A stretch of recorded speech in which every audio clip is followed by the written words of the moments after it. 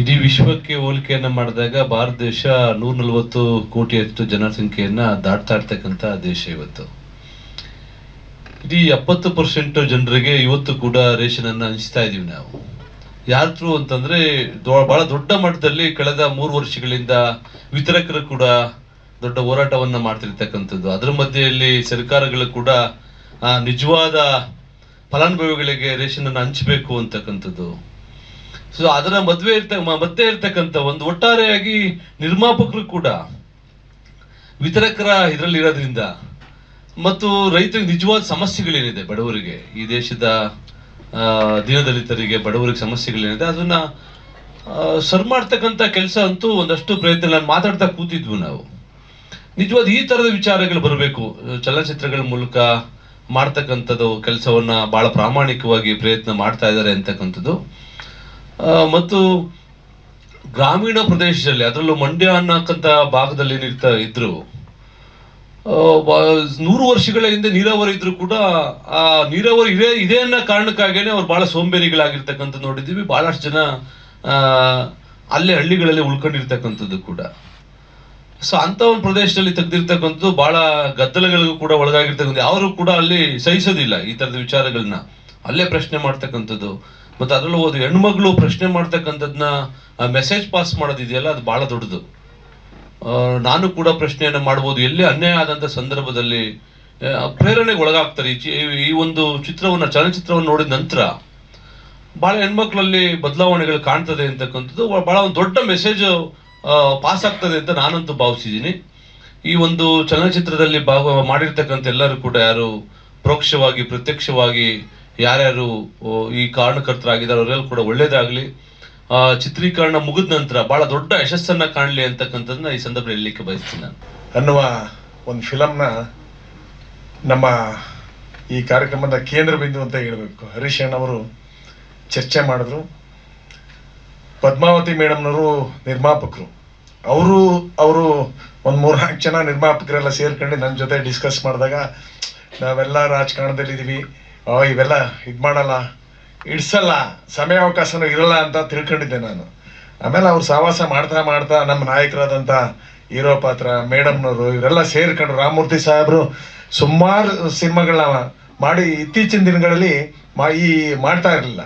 But ಈ ಕತೆ ಕೇಳಾದ್ಮೇಲೆ ಅವರು ತುಂಬ ಇಂಟ್ರೆಸ್ಟ್ ಪಟ್ಟರು. ಸ್ಟಾರ್ಟಿಂಗ್ನಿಂದ ಚೆನ್ನಾಗಿ ಬರ್ತಾ ಇದೆ. ಬಟ್ ಒಂದೇನಪ್ಪ ಅಂತ ಅಂದರೆ, ಹಿಂದೆ ಏನು 20 ವರ್ಷದಿಂದ ಇತ್ತಲ್ಲ ನ್ಯಾಯಬೆಲೆ ಮಾಲೀಕರು ಅಂದರೆ ಎಲ್ಲ ರಾಜಕಾರಣಿಗಳು ಏನೋ ಒಂಥರ ಕೇವಲವಾಗಿ ಕಾಣ್ತಾ ಇದ್ರು. ಭ್ರಷ್ಟಾಚಾರ ಮಾಡ್ತಾರೆ ಹಾಗೆ ಹೀಗೆ ಅಂತ ಅಂದ್ಬಿಟ್ಟು. ನಾನು ಸುಮಾರು 21 ವರ್ಷ ಆಗಿದೆ ಅಧ್ಯಕ್ಷನಾಗಿ. ಇವತ್ತು ಯಾವ ಮಟ್ಟಕ್ಕೆ ಹೋಗಿದೆ ಅಂತ ಅಂದರೆ, ಸುಮಾರು 80ರಿಂದ 85% ಇಡೀ ದೇಶದಲ್ಲೇ ಯಾರು ವಿತರಣೆ ಮಾಡ್ತಲ್ಲ ಅಂತ ವಿತರಣಾ ಕಾರ್ಯಕ್ರಮನ ನಾವು ಮಾಡ್ತೇವೆ. 5% ಇದ್ದೇ ಇದೆ, ಇಲ್ಲ ಅಂತ ನಾವು ಒಪ್ಕೊಳಕ್ಕಾಗಲ್ಲ. ಸತ್ಯ ಹರಿಶ್ಚಂದ್ರ ಅಂದ್ರೆ ಕಷ್ಟ ಆಗ್ತದೆ.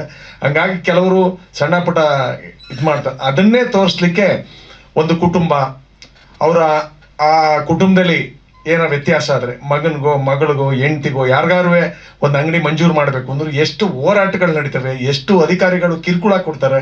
ಇವೆಲ್ಲನೂ ಮೊನ್ನೆ ಹರೀಶ್ ಅಣ್ಣವರು, ನಮ್ಮ ನಿರ್ಮಾಪಕರು ರಾಮಮೂರ್ತಿ ಸಾಹೇಬ್ರೆಲ್ಲ ಹೇಳಿ ಒಳ್ಳೆ ಒಂದು ಸಿನಿಮಾನ ಮಾಡ್ತಾ ಇದ್ದಾರೆ. ಇನ್ನೂ ಮುಕ್ತಾಯದಂತ ಆಗಿಲ್ಲ. ಈಗ ಅದು ತುಂಬ ಚೆನ್ನಾಗಿ ಬರ್ತದೆ. ಹಳ್ಳಿ ಪ್ರತಿಯೊಬ್ಬ ಕಾರ್ಡ್ದಾರ ನೋಡಬೇಕು ಆ ಬವಣೆ ಏನು, ಬೇರೆ ಬೇರೆ ರಾಜ್ಯದಲ್ಲಿ ಯಾವ್ಯಾವ ರೀತಿ ನಡೀತಾ ಇದೆ, ನಮ್ಮ ರಾಜ್ಯದಲ್ಲಿ ಯಾವ ರೀತಿ ಅಂತ. ಇದು ನಾವು ಫಿಲಮ್ ತೆಗಿತಾ ಇರೋದನ್ನೇ ನಾವು ಆಲ್ ಇಂಡಿಯಾದವರು, ನಾನು ಆಲ್ ಇಂಡಿಯಾ ವರ್ಕಿಂಗ್ ಪ್ರೆಸಿಡೆಂಟ್ ಇದ್ದೀನಿ. ಇಡೀ 5-6 ರಾಜ್ಯದಿಂದ ತುಂಬ ಒತ್ತಡ ಇದೆ. ನಾವು ಸಹ ನಮ್ಮ ರಾಜ್ಯದಲ್ಲಿ ಮಾಡಬೇಕು, ಇದು ಡಬ್ಬಿಂಗ್ ಮಾಡಬೇಕು, ಆಳು ಮುಳು ಅಂತ ಏನೇನು ಹೇಳ್ತಾ ಇದ್ದಾರೆ. ಇದು ಸ್ಟಾರ್ಟ್ ಆದಮೇಲೆ ಏನು ಅನ್ನೋದು ಅರಿವಾಗ್ತದೆ.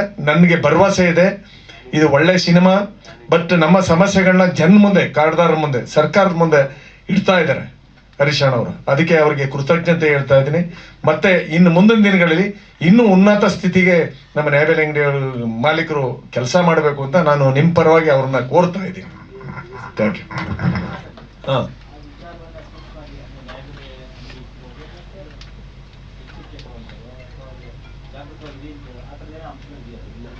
ಇದೆ. ನಾವು ಈ ಪ್ರತಿಭಟನೆ ಮಾಡ್ಬೇಕಾದ್ರೆ ಸರ್ಕಾರ ಏನ್ ಮಾಡಿದೆ, ನಾವು ಯಾವ ರೀತಿ ನಡ್ಕೋಬೇಕು ಅದು ಇದೆ.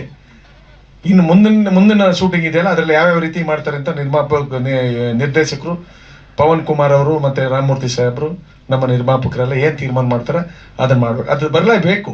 ಯಾಕೆಂದ್ರೆ ಅವಶ್ಯಕತೆ ಇದೆ. ಯಾವ ರೀತಿ ನಡ್ಕೋಬೇಕು, ತಪ್ಪು ಮಾಡಿದವ್ರಿಗೆ ಏನು ಶಿಕ್ಷೆ ಕೊಡಬೇಕು, ಮತ್ತೆ ಈಗ ಕುಟುಂಬದಲ್ಲಿ ಯಾರಿಗಾರ ತೊಂದರೆ ಆದ್ರೆ ಏನು ಮಾಡಬೇಕು ಅನ್ನೋದನ್ನ ಇದರಲ್ಲಿ ಇಲ್ಲಿವರೆಗೆ ನಡೆದಿರೋಂಥ ಶೂಟಿಂಗ್ನಲ್ಲಿ ತೋರಿಸಿದ್ದಾರೆ, ಮಾಡಿದ್ದಾರೆ. ನಾನು ಅಧ್ಯಕ್ಷನ ಪಾತ್ರನ ನಾನು ಮಾಡಿದ್ದೀನಿ. ಹಂಗಾಗಿ ನಮ್ಮ ಅಂಬರೀಷ್ ಅಣ್ಣನ ಹುಟ್ಟೂರಲ್ಲೇ ನಾವು ಫಿಲಮ್ನ ತೆಗೆದಿರೋದು. ಅದರಿಂದ ಯಶಸ್ವಿ ಆಗ್ತದೆ, ಜನನೂ ನೋಡ್ತಾರೆ. ಜನಕ್ಕೆ ಸರ್ಕಾರ ಸಮಸ್ಯೆಗಳೇನು ಮತ್ತೆ ಮಾಲೀಕರ ಸಮಸ್ಯೆಗಳೇನು ಅನ್ನೋದು ಅರ್ಥ ಆಗ್ತದೆ.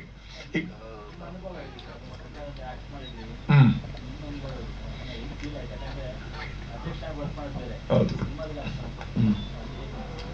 ಇದೆ ಸರ್, ಸತ್ಯ ಇದೆ.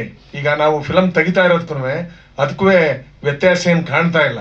ಬಟ್ ಇದು ಒಂದು ರೀತಿಯಲ್ಲಿ ಏನು ಭ್ರಷ್ಟಾಚಾರ ನಡೆಯೋ ಕಡೆ ಸ್ವಲ್ಪ ಎಚ್ಚರಿಕೆನೂ ಕೊಡುವಂಥದ್ದಿದೆ. ನಮ್ಮ ಮಾಲೀಕರು ವಿತರಣೆ ಮಾಡ್ತಾ ಇದ್ರೆ ಏನೇನು ಆಗ್ತದೆ ಅನ್ನೋದನ್ನ ಮುಂದಿನ ದಿನಗಳಲ್ಲಿ ಮುಂದಿನ ಭಾಗದಲ್ಲಿ ತೆಗಿಬಹುದು ಅನ್ನೋ ಕಾಣ್ತದೆ. ಅವ್ರ ನಿರ್ದೇಶಕರು ನಿರ್ಮಾಪಕರು ಯಾವ ರೀತಿ ಮಾಡ್ತಾರೆ ಅಂತ ನನಗೆ ಇನ್ನೂ ಗೊತ್ತಿಲ್ಲ.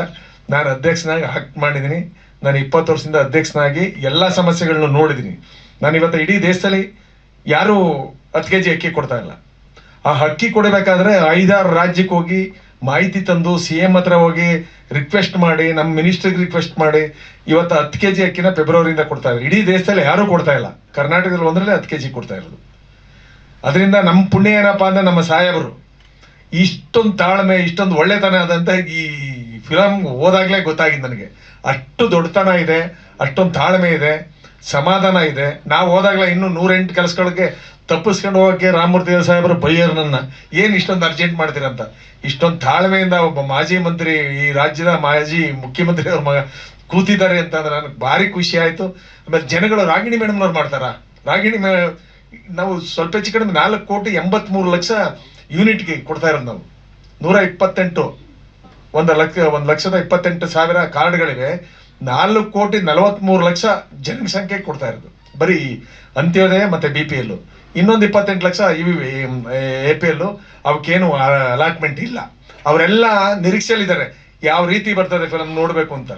ಅದರಿಂದ ನಾನು ಅಲ್ಲಿ ಫಿಲಮ್ನಲ್ಲಿ ತೆಗೆದಿರೋದೆಲ್ಲ ನಿಜ ಸತ್ಯ.